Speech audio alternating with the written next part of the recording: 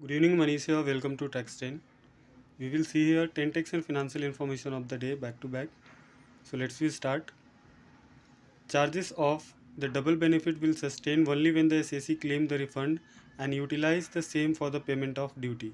ये CESTAT अहमदाबाद ने decision दिया है in case of bright engineering work के अगर SAC यूटिलाइज भी करता है और रिफ़ंड भी क्लेम करता है टैक्स का, उसके वो केसेस में डबल बेनिफिट होएगा, charge of double benefit sustain किए जाएंगे सिंपली क्योंकि उन्होंने अनयूटिलाइज सेनवेट क्रेडिट ट्रांसफ़र नहीं किया। इसके वजह से ये नहीं बोल सकते कि डबल बेनिफिट क्लेम कर रहा है एसएसी से। DGFT notify list of agencies authorized to issue COO certificate of origin preferential under India and Australia. India and Australia के बीच जो इकोनॉमी कोऑर्डिनेशन ट्रेड एग्रीमेंट है उसके लिए जो सर्टिफिकेट ऑफ ओरिजिन इशू करेगी वो कौन कौन सी एजेंसी है उसके लिए DGFT ने एक पब्लिक नोटिस इशू किया है, पब्लिक नोटिस नंबर 44 जो कि 22 दिसंबर को आया है। Notified rules with respect to determination of the origin of goods under the India Australia economic cooperation and trade agreement. India Australia economic cooperation and trade agreement के अंदर जो ओरिजिन ऑफ गुड्स कैसे determine किए जाएंगे ये CBIC ने notify किया है वाइड नोटिफिकेशन नंबर 112 और ये नोटिफिकेशन भी 22 दिसंबर को आया है। ये नोटिफिकेशन आप हमारे वेबसाइट से एक्सेस कर सकते हैं। Cess and surcharge is not allowed as business expenditure under section 37 of the IT act 1961। ये सुप्रीम कोर्ट का डिसीजन आया है in case of Chambal fertilizers and chemical limited.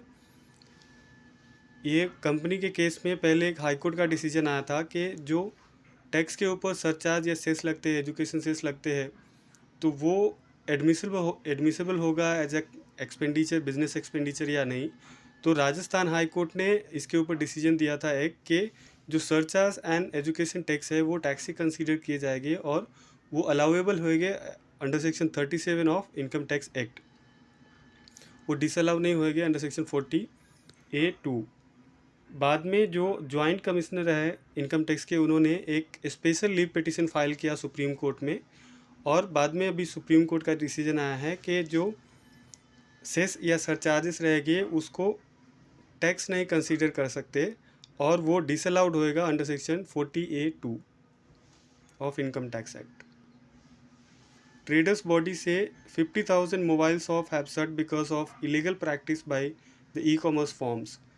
जो ट्रेडर्स बॉडी है the confederation of all India traders, उनके जो general secretary है परवीन खंडेलवाल, उन्होंने कहा है कि जो ई-कॉमर्स फॉर्म्स है,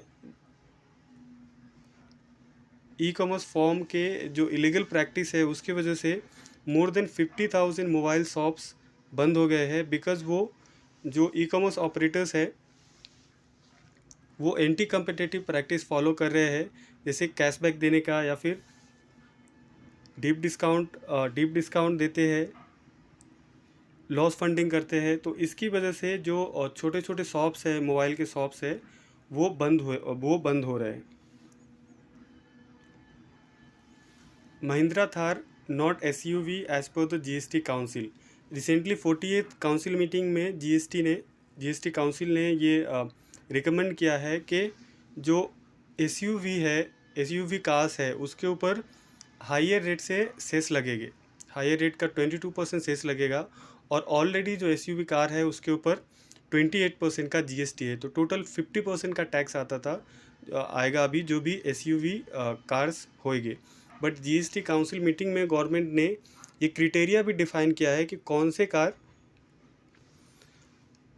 से कार है वो SUV कंसीडर किए जाएंगे। अब ये जो कंडीशंस हैं GST काउंसिल के वो महिंद्रा थार के लिए फ़िट नहीं बैठते हैं बिकॉज जो काउंसिल बोलते हैं कि वो व्हीकल्स को SUV कंसीडर किए जाएंगे जिसके इंजन कैपेसिटी 1500 cc है, लेंथ 4000 mm है और ग्राउंड क्लियरेंस जिसका 170 mm है। तो थार के केसेस में, जो महिंद्रा थार है उसके केसेस में इंजन कैपेसिटी 1500 सीसी है, ग्राउंड क्लियरेंस इसका 226 है, बट जो थार का लेंथ है वो 3985 है, जो कि जो काउंसिल का डेफिनेशन है एसयूवी कार के उसमें फिट नहीं बैठता है, बिकॉज वो बोलते हैं जो 4000 लेंथ रहेगा उसको कंसीडर करेगा एसयूवी। तो इसकी वजह से जो एसयूवी के डेफिनेशन है जीएसटी के लिए, वो एसयूवी के अंदर महिंद्रा थार नहीं आएंगे, और इसकी वजह से जो जीएसटी है, जीएसटी टैक्स इसके ऊपर कम आएगा। तो प्रोबेबली जो इसके ऊपर जो अमाउंट है इसका महिंद्रा थार का, उसके प्राइस कम हो सकते हैं। Rice unfit for the human consumption and used for the other purpose would not be exempt from the GST. The Chhattisgarh AAR has been ruled. Chhattisgarh AAR ने डिसीजन दिया है in case of Shraddha traders, जो कि एक rice mill run करते हैं, उन्होंने advance ruling मांगा था इसके ऊपर के जो राइस है,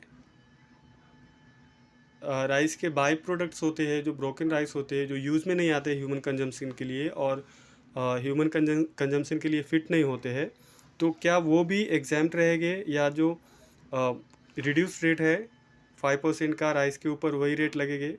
तो ये केस में छत्तीसगढ़ AAR ने डिसीजन दिया है कि जो राइस अनफिट है ह्यूमन कंजम्पशन के लिए और दूसरे पर्पज़ के लिए यूज़ किए जाते हैं, उसके ऊपर GST का कोई भी एग्जम्पशंस नहीं आएंगे। Honda Car India has tie-up with the Indian Bank to provide vehicle finance for its customers. Honda Cars ने इंडियन बैंक के साथ टाई अप किया है for the finance to its customer. जो भी कस्टमर्स रहेंगे जो होंडा कार परचेज कर रहे हैं, उनको इंडियन बैंक से वो फिनांस ले सकते हैं।